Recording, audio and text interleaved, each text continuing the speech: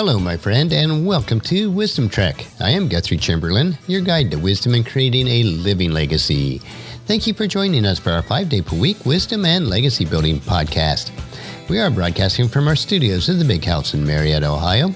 This is day 936 of our trek, and it is Wisdom Wednesday.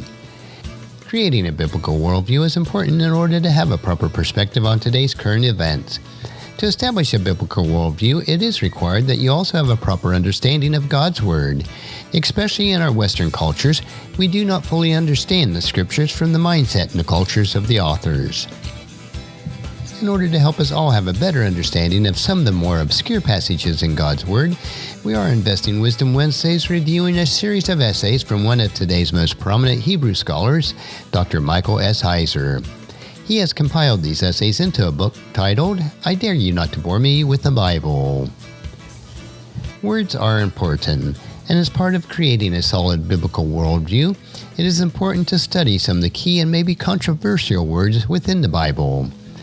While the human authors of God's Word had a specific meaning in mind when they chose certain words, translating them can cause us to have questions, especially those who want to try to dispute the Bible. So today's essay explores Immanuel's mother, virgin or not. The prophecy of Isaiah chapter 7 verse 14 is one of the most well-known passages in the book of Isaiah, and it is also one of the most controversial for several reasons. And let me read that verse to you.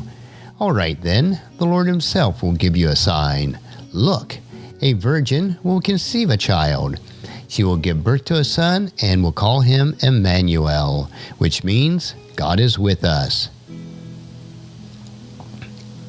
Now the word virgin in this passage is a Hebrew word, alma. It is difficult to get through Christmas or Easter seasons without seeing one of the major news periodicals or educational television networks cast doubt about the meaning of alma, which is translated in Isaiah chapter 7 verse 14, which is usually translated as virgin. A favorite argument among those who dispute this is that the Hebrew word alma cannot mean virgin, but instead refers to a young woman of marriageable age, without respect to prior sexual activity. The more precise word for virgin in the Hebrew is betula, a word that is not used in Isaiah chapter 7 verse 14. The New Testament author Matthew, we are so often told by those who dispute it, mistakenly assumed that the term meant virgin. The argument is that in his ignorance of the original Hebrew word led to the doctrine of the virgin birth of Jesus. But are these assertions correct? It is true that betula refers to someone who has been sexually inactive, but does that mean alma never means virgin? The word betula is found in Leviticus chapter 21 verse 3, Judges 21 verse 12, Deuteronomy chapter 22 verses 23 and 28, and Exodus chapter 22 verse 15. Outside of Isaiah chapter 7 verse 14, the word alma occurs only 6 times in the Old Testament. In all but one of those occurrences, the context provides no clue as to the sexual status of the young woman or women. The verses where that word appears are Genesis chapter 24 verse 43, Exodus chapter 2 verse 8, Psalms chapter 68 verse 25, Song of Solomon chapter 1 verses 1 and chapter 6 verse 8, and Proverbs chapter 30 verse 10. Virginity is suggested, however, in Song of Solomon chapter 6 verse 8, where alma occurs in the plural alamat. And that verse reads, even among 60 queens and 80 concubines and countless young women. The distinction between queens, concubines, and alamat, or young women, is very important. A queen is a royal wife, which obviously entails sexual relationships with the king. A concubine was a sexual partner who held certain privileges, but not to the level of the wife. This would suggest that the third group, alamat, had no sexual relationships with the king. An alma in this text is a candidate to become a concubine or a wife, but is not one yet. This is precisely what we see in the book of Esther. Esther chapter 2 verse 3 reads, let the king appoint agents in each province to bring the beautiful women into the royal harem at the fortress of Susa. Haggai, the king's eunuch in charge of the harem, will see that they are all given beauty treatments. The story continues in Esther chapter 2 verse 8. As a result of the king's decree, Esther, along with many other young women, was brought to the king's harem at the fortress of Susa and was placed in Hege's care.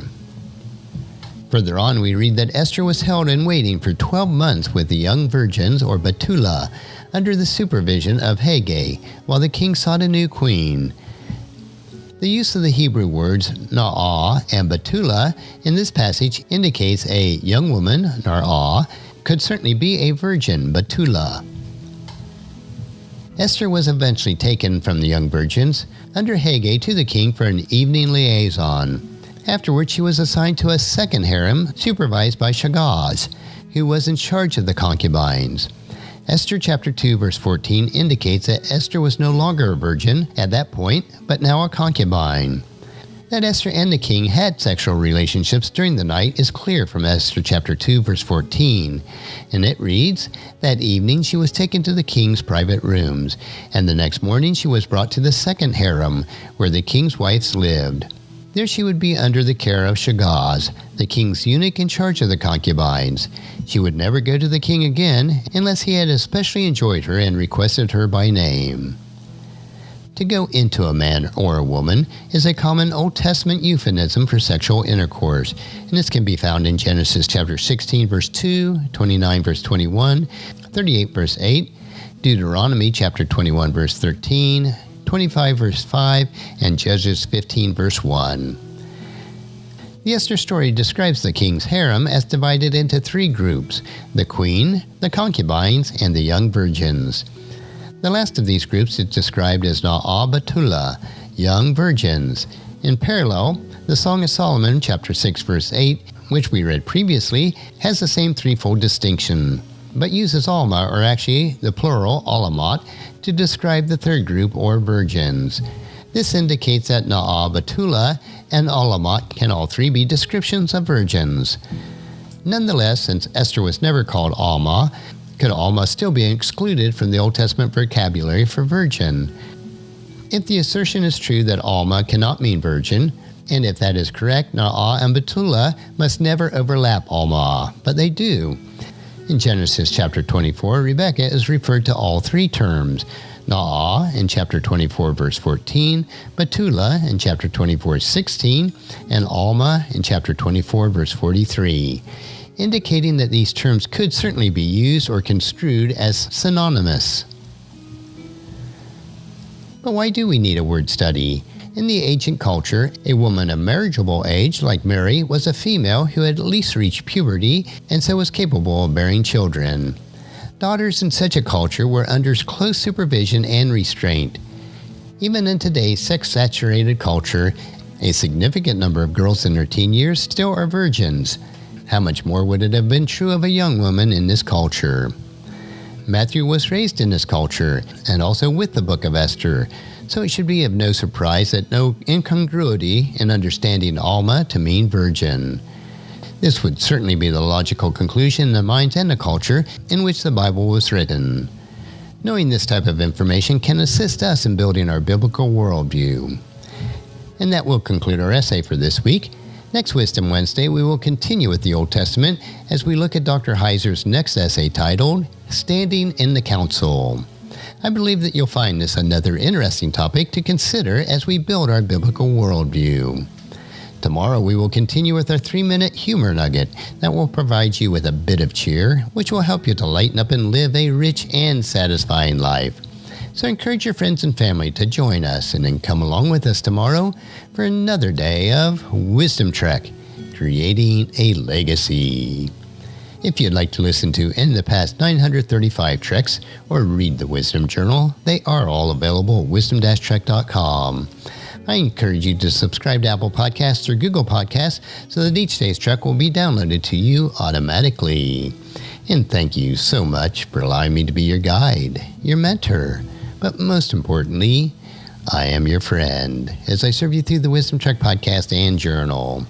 And as we take this trek of life together, let us always live abundantly, love unconditionally, listen intentionally, learn continuously, lend to others generously, lead with integrity, and then leave a living legacy each day.